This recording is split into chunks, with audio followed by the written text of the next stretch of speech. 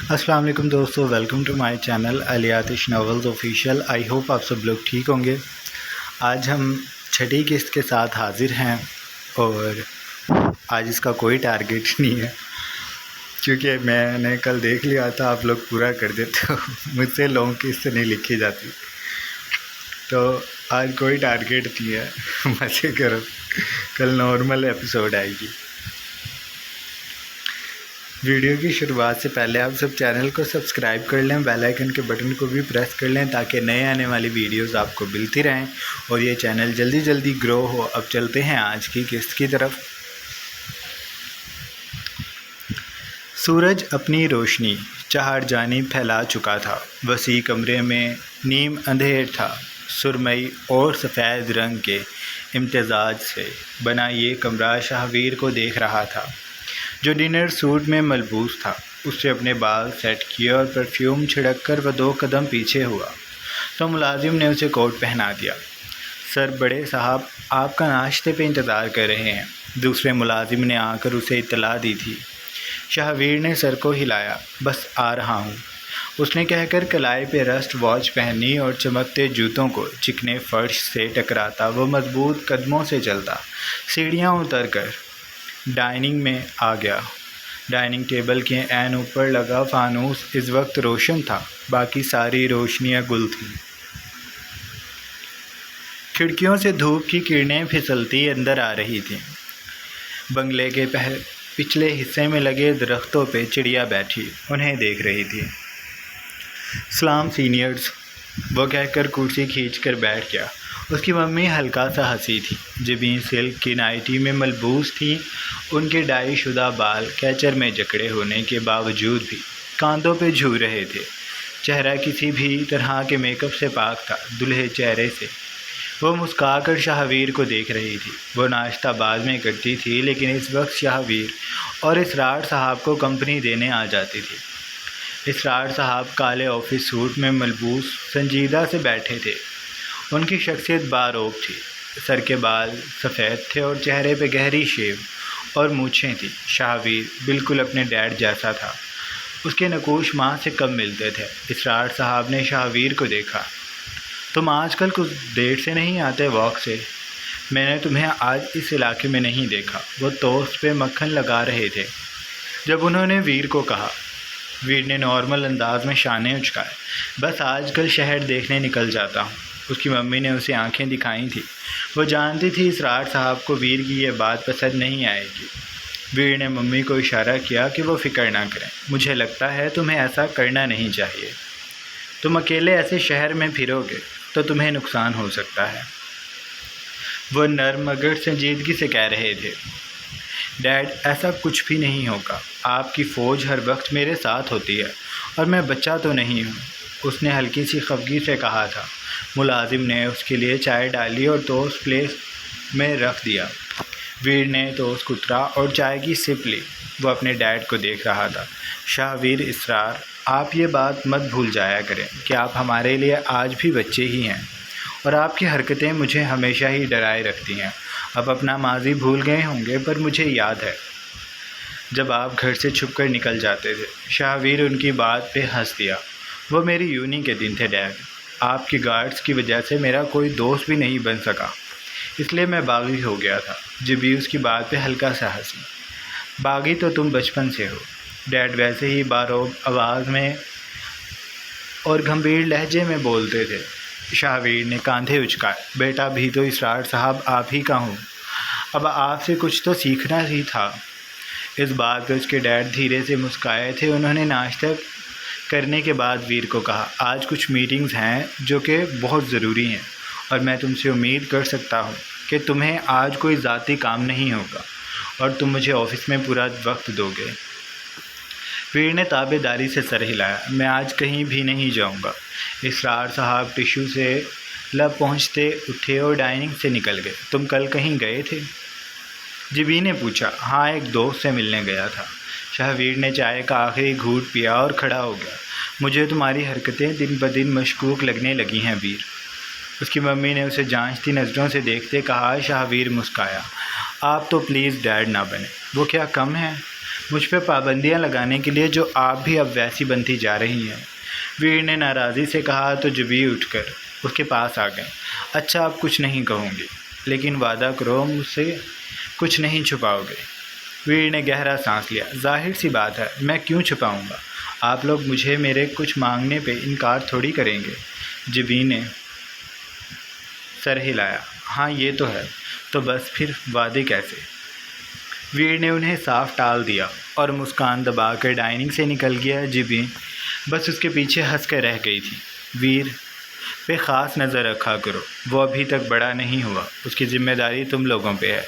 इसरार साहब के गार्ड ने दरवाज़ा खोला तो उन्होंने गाड़ी में बैठकर कहा था। गार्ड ने सर हिला दिया। बॉस, आप बेफिक्र रहें। इसरार साहब ने सर को खम दिया और गाड़ी का शीशा ऊपर होते ही ड्राइवर ने गाड़ी चला ली थी। उनकी गाड़ी के पीछे एक और गाड़ी निकली थी जिसमें गार्ड्स थे। अगर तुम लोगों ने डैड को कुछ बताया तो मैं तुम सबको एक ही गोली से शूट कर दूंगा। उन्होंने कहा होगा कि मुझ पे नज़र रखी जाए, क्योंकि मैं अभी भी बच्चा हूँ। उसने बाहर आते ही गार्ड्स को घेरा था। गार्ड्स यहाँ बेबस हो जाते थे। वो किसकी माने। छोटे बाबा, आप हमें अपने साथ ही रहने दिया करें। बड़े साहब को अगर इल्म हो गया तो वो बहुत नाराज़ होंगे। शाहवीर ने गहरा सांस लिया। हाँ तो तुम लोग साथ ही तो रहते हो। एक पल के लिए भी मुझे अकेला नहीं छोड़ते। अब और कितना साथ रखूं। वह चिढ़कर बोला था। गार्ड खामोश हो गया था। वीर के लिए गाड़ी आ गई थी। वो उसमें सवार हुआ और बंगले से निकल गया। गार्ड्स की गाड़ी उसका साया बनी साथ साथ थी। वो दोनों आज यूनी में बहुत खुशी से आई थी। वीर की जान पहचान के बाइस उनसे बस का किराया भी नहीं लिया गया था। यानी आज हम पेट भरकर कैंटीन में खाएंगे। शहला बहुत ज़्यादा खुश थी। उसने ईमाने को कहा, लेक्चर्स के बाद तुमने मुझे एक एक बात बतानी है कि वीर से तुम्हारी एकदम से दोस्ती कैसे हो गई। ईमाने के दिल को कुछ हो रहा था। वो क्या शहला को बता दे कि उसने वीर से रकम ली है। शहला क्या सोचेगी। दिल में बार बार यही ख्याल आता था। उसने एक भी लेक्चर तवज्जो से नहीं लिया था। जब वो दोनों फ्री हुई तो कैंटीन में आ गई। समोसों और बोतल का कहकर वो कुर्सियों पे बैठ गई। अब बताओ मुझे कि वीर वाला क्या सीन है। ईमान ने उसे शशोपंज से देखने लगी। फिर वो बदिक्कत बोली, तुम मेरे बारे में गलत मत सोचना शहला। तुम मेरी बचपन की दोस्त हो। तुम जानती हो मैं कितने मसाइल से गुजर रही हूँ। शहला ने सर हिलाया। तुम इतनी लंबी तमहीद क्यों बांध रही हो। मैं तुमसे बेहतर जानती हूँ। तुम्हारे बारे में मैं गलत सोच ही नहीं सकती। तुम मुझे बता सकती हो क्या मसला है। आराम से बता दो। ईमाने ने खुद को कंपोज किया और पर्स खोलकर रकम टेबल पर रखी। रात को वीर की कॉल आई थी। उसने एक एक करके सारी बात शहला को बता दी। उसने ये रकम जमा की हुई थी। मेरी मजबूरी देखकर उसने ये मुझे ला दी। कह रहा था उधार समझ के रख लूँ। मैंने बहुत मना किया लेकिन वो नहीं माना। ईमाने ने बात मुकम्मल करके शहला को देखा जो फटी आंखों से उसे देख रही थी। कैंटीन में काम करने वाला लड़का उनका ऑर्डर रखकर जा चुका था। गर्म समोसों से धुआं उठ रहा था। शहला चंद लम्हों बाद बोली, ईमाने, वीर देखने से अच्छी फैमिली से लगता है, लेकिन ये रकम लेना अच्छी बात तो नहीं है। तुम मुझे बताती, हम मिलकर कुछ कर लेते। मैंने उसे मना किया था लेकिन वह धमकियां देता है। हैं? क्या कहता है? तुमने मुझे पहले क्यों नहीं बताया। शहला ने आस्तीनें चढ़ा ली थी। वैसी धमकियां नहीं शहला, मैं उसे नहीं बता रही थी। तो कह रहा था कि वो घर आ जाएगा। उसके लहजे में मैंने फ़िक्र महसूस की थी। ईमाने ने जो महसूस किया बता दिया। शहला ने गहरा सांस भरा। लेकिन फिर भी ईमाने, तुम अपने भाई को तो जानती हो ना, वो कैसे हैं। अगर उन्हें ज़रा भी भनक पड़ गई तो वो तुम्हारा यूनी आना बंद कर देंगे। वीर से अभी फासला रखो, दोस्ती भी मत करना। उसे अच्छे से जान लो पहले। पता नहीं वो सच में ऐसा ही है या बस तुम्हारी मासूमियत का फ़ायदा उठाना चाह रहा है।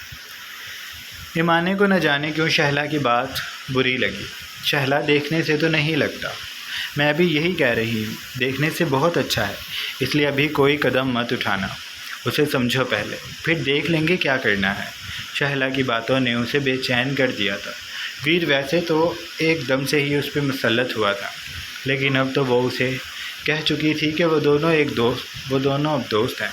मैं ध्यान रखूँगी। ईमाने ने शहला को मुतमईन करने के लिए कह दिया और दिल में सोच लिया कि वो अभी वीर से ज़्यादा घुले मिलेगी नहीं। उसने की है ईमाने की मदद, लेकिन ईमाने कोशिश करके ये रकम उसे जल्द ही वापस कर देगी। वो ये एहसान ज़्यादा देर तक अपने कंधों पे उठाए नहीं फिर सकेगी। और शहला ठीक कह रही थी, अगर उसके भाई को पता चल गया तो वह उसे यूं ही नहीं आने देंगे। वो कुछ करें या ना करें, लेकिन उसके लिए मुश्किलात खड़ी करने में कोई कसर नहीं छोड़ते थे। शहला समोसे खाने लगी थी, लेकिन ईमाने जितनी खुश सुबह थी, अब उसकी खुशी झाग बनकर उड़ गई थी। आर्मी हाई स्कूल में वो ग्राउंड में खड़ा उसकी मिन्नतें कर रहा था। लाज और वो एक ही स्कूल में पढ़ते थे। लाज अभी 10वीं में हुई थी और साइम इंटर के आखिरी साल में था। वो साथ साथ एंट्री टेस्ट की भी तैयारी कर रहा था। उसने बचपन से ही यही ख्वाब देखा था कि वह डॉक्टर बनेगा। कुछ दारैन भी उसे यही चाहता था, इसलिए साइम अपनी तरफ से हर मुमकिन कोशिश कर रहा था कि वो शाह को खुश कर दे। शाह तो लाज से भी उम्मीद करता था कि वो भी पढ़ लिख कर कुछ बन जाए।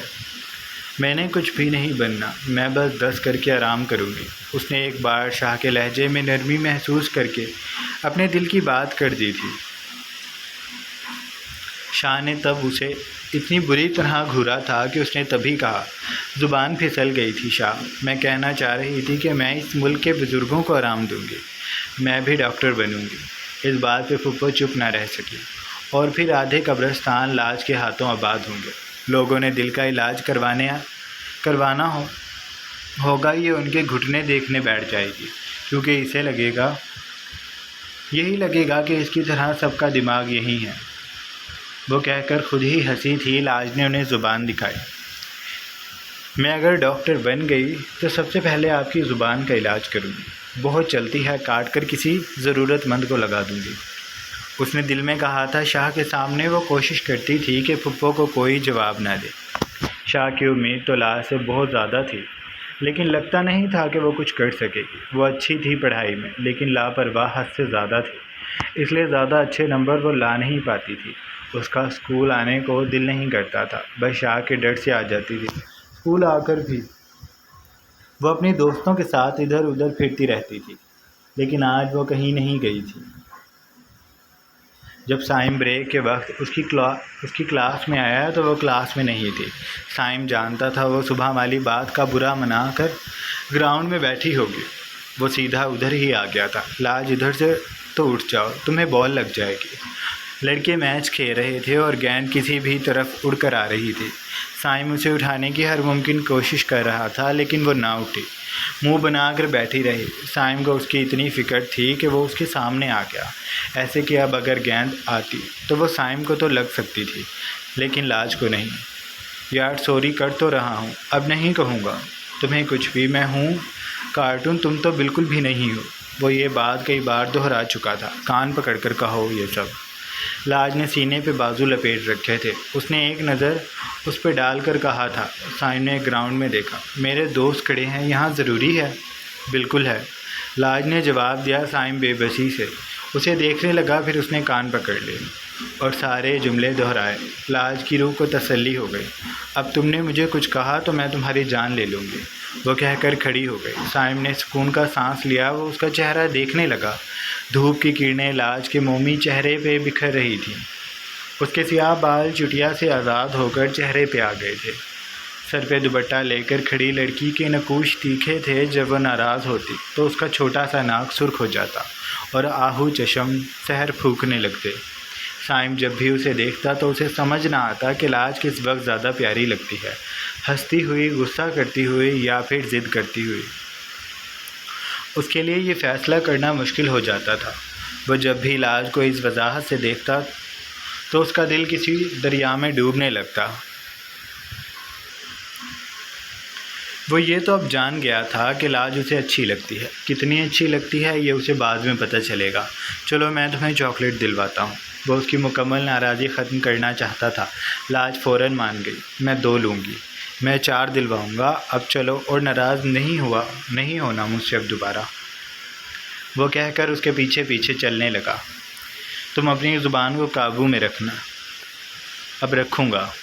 साइम उसके पीछे ऐसे चल रहा था जैसे वो लाज का साया हो। सूरज ने इस लड़के को देखा तो यासियत में मुब्तला हो गया। वो जानता था कि कहानी बदलने वाली है। साइम जब तक अपनी पहली मोहब्बत को समझेगा वो किसी और की हो जाएगी।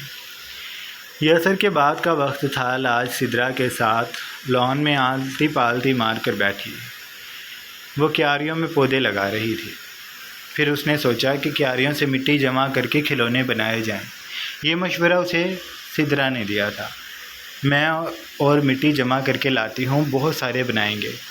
सिदरा ने कहा। लाज मान गई। सिदरा इधर उधर से मिट्टी जमा करने लगी थी और लाज बैठी क्यारियों से जमा कर रही थी। अभी कुछ देर पहले श्री यहाँ से गई थी तो उन्हें मना करके गई थी, मिट्टी में मत खेलो, कोई चीज़ काट लेगी, क्यारियों में क्या कुछ नहीं होता। वो अपनी तरफ से उन्हें मना करके चली गई थी, लेकिन ना उसकी बात सिदरा ने सुनी और ना ही लाज ने। वो दोनों अपने काम में लगी रहीं। तभी लाज जो क्यारी में हाथ डाल रही थी, उसके हाथ पे अचानक ही कोई चीज़ रेंगती हुई उंगली पे आ गई और देखते ही देखते उसने लाज की उंगली पे काट लिया। दर्द की एक शदीद लहर उसके पूरे वजूद में दौड़ी थी। वो हलक के बल चिल्लाए। सिदरा भागकर उसकी तरफ आई थी। क्या? सिदरा से आगे बोला ना गया। उसने काले बिच्छू को देख लिया था। लाज की उंगली पे बिच्छू ने काट लिया था। सिदरा ने पहले तो जूते से उस बिच्छू को मारा, फिर वो भागकर अंदर गए। लाज घास पे दर्द से तड़प रही थी। उसने लाउंज में आकर श्री को पकड़ा। क्या हुआ सिदरा? उसकी हवास बाख्ता हालत देखकर श्री ने पूछा। लाजबाजी को बिच्छू ने काट लिया। सिदरा ने फूले सांस से कहा। श्री की दुनिया हिल गई। क्या? हाँ, क्यारी से मिट्टी निकालते हुए उन्हें बिच्छू ने काट लिया। सिदरा ने फिर बताया। अम्मी भी जान? वो चीखती चिल्लाती कमरे की तरफ गई। लाज को बिच्छू ने काट लिया अम्मी, वो कहते ही बाहर की तरफ भागी थी। या मेरे अल्लाह! फुप्पो के रंग उड़ गए थे। वो और बीजान तेज़ी से बाहर की तरफ बढ़ी थी। श्री तब तक लॉन में पहुंच गई थी। लाज दर्द से बिलबिला रही थी। लाज दिखाओ मुझे। श्री घुटनों के बल बैठ के उसने लाज का हाथ पकड़ा, उसकी उंगलियों को दबा दिया। श्री के हाथ कांप रहे थे। इतने में उसकी अम्मी आ गई। अम्मी, मैं शाह को कॉल करती हूँ, आप इसे देखें। लाज का रोना इतना शदीद था कि श्री के गले में आंसू फंस गए थे। फुप्पो ने लाज का हाथ पकड़ा। कुछ नहीं हुआ लाज, अभी ठीक हो जाओगी तुम। लड़ाई अपनी जगह, लेकिन फुप्पो लाज से बहुत मोहब्बत करती थी, बस इजहार नहीं करती थी। उनके भाई की औलाद थी। वो उससे दारैन जितनी ही मोहब्बत करती थी। फुप्पो उसके बार बार आंसू साफ कर रही थी। बीजान भी तब तक आ गई थी। उन्होंने लाज को अपने सामने लॉन में रखी कुर्सी पर बिठाया। मुझे दर्द हो रहा है। दर्द की टीसें शिद्दत इख्तियार कर रही थी। वो ज़ारो कतार रोए जा रही थी और अंदर श्री शाह को आंसुओं से तर आवाज़ से कॉल पे बता रही थी। शाह, आप घर आ जाएं, जल्दी से लाज को बिच्छू ने काट लिया है। क्या? कैसे? वो ऑफिस था बेसाख्ता। वो अपनी कुर्सी से उठा था। आप पहले घर आ जाएं। दारैन ने ठीक है कहकर कॉल काटी और तेज़ी से कैबिन से निकल गया। वो हवेली आया तो सब लॉन में जमा थे। उसने लाज को बग़ैर वक्त ज़ाया किए गाड़ी में बिठाया और अस्पताल ले गया। वो अकेला ही लाज को लेकर गया था। डॉक्टर ने लाज को इंजेक्शन लगाया ताकि अगर बिच्छू जहरीला भी हुआ तो उसे कोई नुकसान ना हो। मैंने दवाइयाँ लिख दी हैं, आप इन्हें देते रहिएगा। बाकी परेशानी की कोई बात नहीं है। दारैन ने सुकून का सांस लिया और लाज को लेकर जब वो गाड़ी में बैठा तो उसने कहा, तुम क्या कर रही थी मिट्टी में? मैं और सिदरा मिट्टी के खिलौने बना रहे थे। वो घुटी घुटी आवाज़ से बोली थी। उसकी उंगली में अभी भी दर्द हो रहा था। शाह ने एकदम से गाड़ी रोकी। तुम्हारा दिमाग ख़राब है, तुम्हें नहीं पता कि मिट्टी में क्या कुछ होता है? दुनिया का हर उल्टा काम तुमने करने की कसम खाई हुई है। अगर तुम्हें कुछ हो जाता तो? वो एकदम से ही उस पर बरस पड़ा था। उसके लहजे में गुस्सा भी था, फ़िक्र भी थी। लाज ने सिर्फ गुस्सा महसूस किया। उसकी आंखें फिर से भीगने लगी। मुझे क्या पता था उसमें बिच्छू होगा। मैं तुम्हें एक खींच कर लगा दूंगा। लाज, तुम्हें अकल भी है? तुम अंदाज़ा नहीं कर सकती कि अगर वो जहरीला होता तो क्या हो सकता था। उसका गुस्सा कब नहीं हो रहा था। लाज ने उसे भीगी आंखों से देखा। मेरे हाथ में इतना सारा दर्द हो रहा है, बाजू पे भी इंजेक्शन से दर्द हो रहा है और अब आप भी मुझे डांट रहे हैं। मैं आपसे बात नहीं करूँगी, मैं घर छोड़कर चली जाऊँगी। उसने शाह को धमकी दी। शाह ने उसे खा जाने वाली नज़रों से देखा। मैं तुम्हारी टांगें तोड़ दूँगा अगर तुमने ऐसा करने का सोचा भी तो। मुझे तुम अब घर के अंदर ही दिखाई दो। अगर तुम्हें मैंने अकेले लॉन में भी देख लिया तो तुम्हारी खैर नहीं फिर। उसने वार्न किया। लाज ने चेहरा हाथों में छुपा लिया। मैं घर जाकर बीजान को बताऊंगी। वह हिचकियों से रो रही थी। दारैन ने बेबसी से स्टीयरिंग पे मुक्का मारा और गाड़ी चला ली। घर आकर वो किसी के पास भी ना रुकी और भागकर ऊपर अपने कमरे में चली गई। आपने उसे क्यों डांटा? शाह वो पहले ही तकलीफ़ में थी। श्री लाज के चेहरे से अंदाज़ा कर चुकी थी कि क्या हुआ होगा। दारैन ने कोई जवाब ना दिया। बस वो इतना ही बोला, उसे जाकर देखो, उसे चुप करवाओ, वरना रोती रहेगी। उसकी नज़रें बलाई मंजिल पे थी। श्री ने सर को खम दिया और ऊपर चली गई। शाह कुछ देर वहाँ रुका, फिर ऑफिस चला गया। रात के खाने पे वो नीचे नहीं आई थी। श्री ने उसकी बहुत मिन्नतें की थी, लेकिन वो ना मानी। वो नहीं आ रही, मैं बाद में उसे खिला दूँगी। शाह उसी के इंतज़ार में बैठा था। उसने गहरा सांस लिया और कुर्सी से खड़ा हो गया। प्लेट उठाकर उसमें खाना निकालने लगा।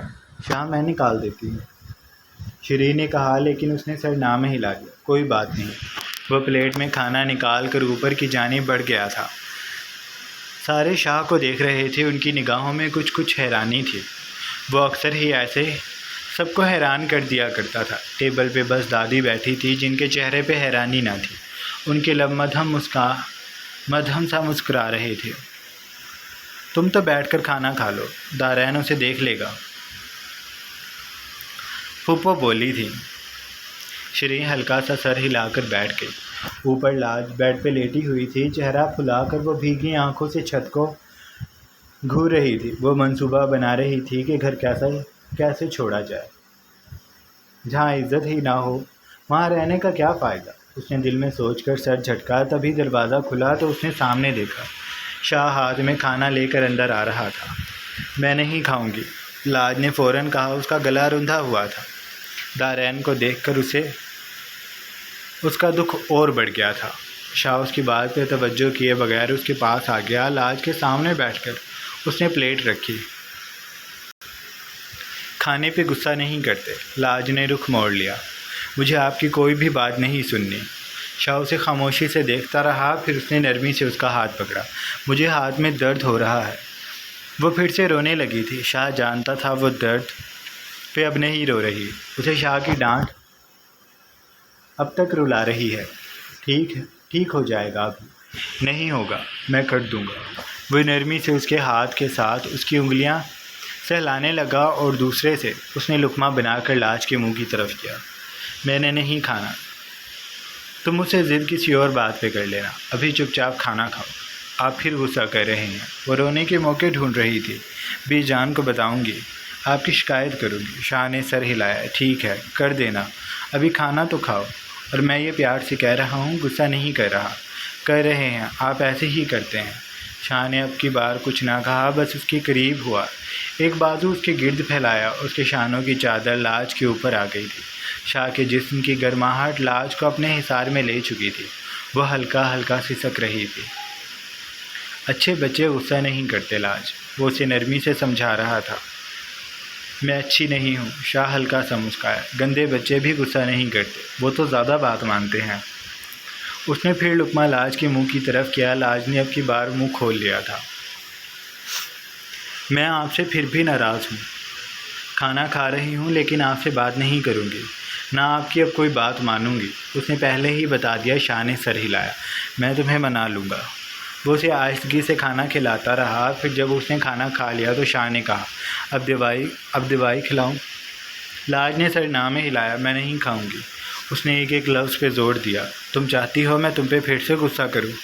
लाज ने उसे मलाल से देखा। आप अच्छे नहीं हैं, उसने भीगी आवाज़ से कहा। दवाई खा लो लाज, प्यार से कहें। मैं प्यार से ही कह रहा हूँ, मुझे नहीं लग रहा। लाज ने भवें सुकेड़ कर उसे देखा। फिर उसने लाज का गाल खींचा।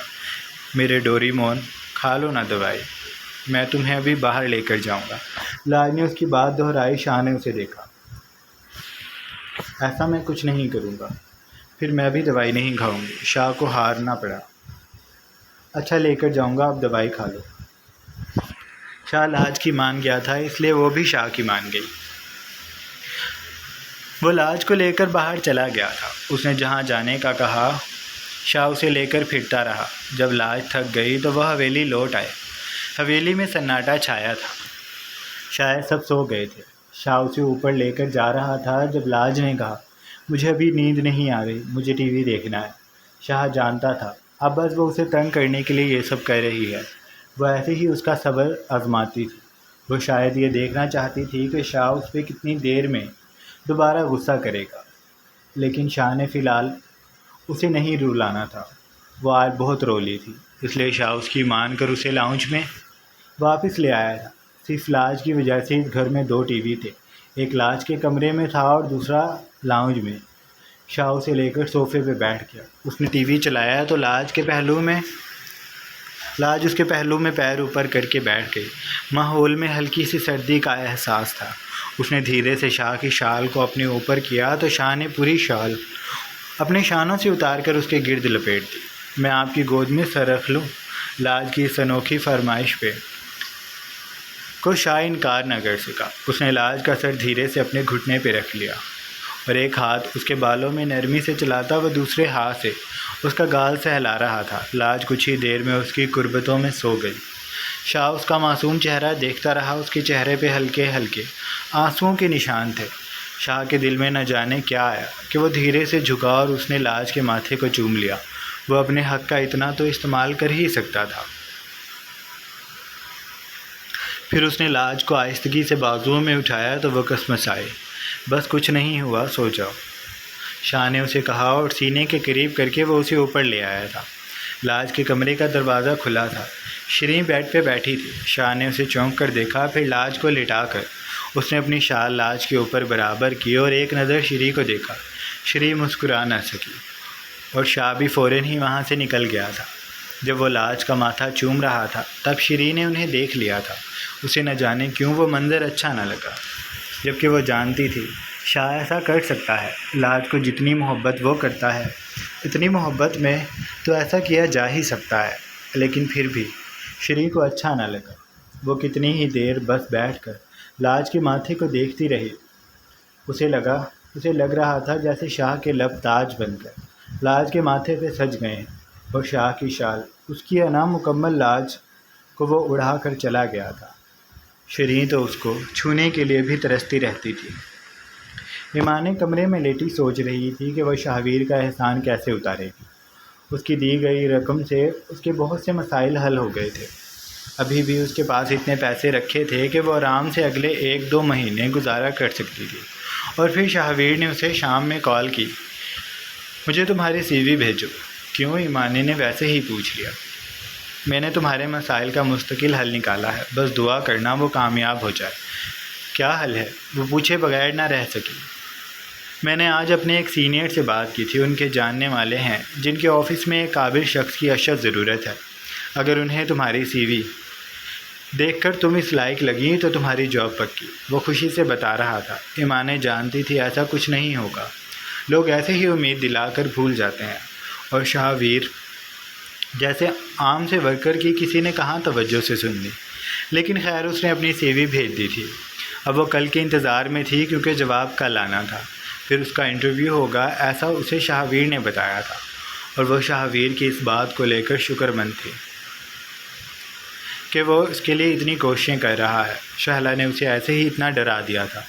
वो ज़रूर शहला को बताएगी कि शाहवीर कितना अच्छा है। उसने करवट मोड़ कर सोचा था। उसे नींद न जाने क्यों नहीं आ रही थी। बस आंखें बंद करने पे वो शाहवीर के बारे में सोचने लगती थी। बीजान अपने कमरे में रात के इस पहर बैठी कैलेंडर देख रही थी। 1, 2, 3, 5, फिर लाज 18 की हो जाएगी। शाह का हिसाब लाज को लेकर हमेशा ही गलत रहता है। वह इस बात में मिसा रहता है कि लाज अभी छोटी है, जबकि ऐसा नहीं है। अगर दारैन पहले ही मान जाता तो अब तक लाज इस हवेली को वारिस दे चुकी होती। पर अब भी वक्त ज़्यादा नहीं रहा। लाज 18 की होने वाली है, फिर इस हवेली का वारिस आ जाएगा। मैं उन लोगों को कभी कामयाब नहीं होने दूँगी। शाहों के खून में मैं मिलावट मेरे जीते जी तो कभी नहीं होगी। बीजान का चेहरा तारीक और पुरस्रार था। पूरा कमरा खामोशी से उन्हें देख रहा था। दूर कहीं से बिल्ली के रोने की भद्दी और पुरखौफ आवाज़ सुनाई देती थी। बेजान बेड पे लेट गई थी। उन्हें आंखें मूंदते ही उन्हें माजी याद आने लगता था, लेकिन वो हारी नहीं थी, वो जीत गई थी। जारी है। सो जनाब, ये थी हमारी आज की किस्त। आई होप आपको अच्छी लगी होगी। अगर आपको किस्त अच्छी लगी है तो आप चैनल को लाजमी सब्सक्राइब कर लें, बेल आइकन के बटन को भी प्रेस कर लें ताकि नए आने वाली वीडियोस आपको मिलते रहें। अपना ढेर सारा ख्याल रखिएगा। बहुत जल्द एक नई किस्त के साथ हाजिर होंगे। अल्लाह हाफिज़।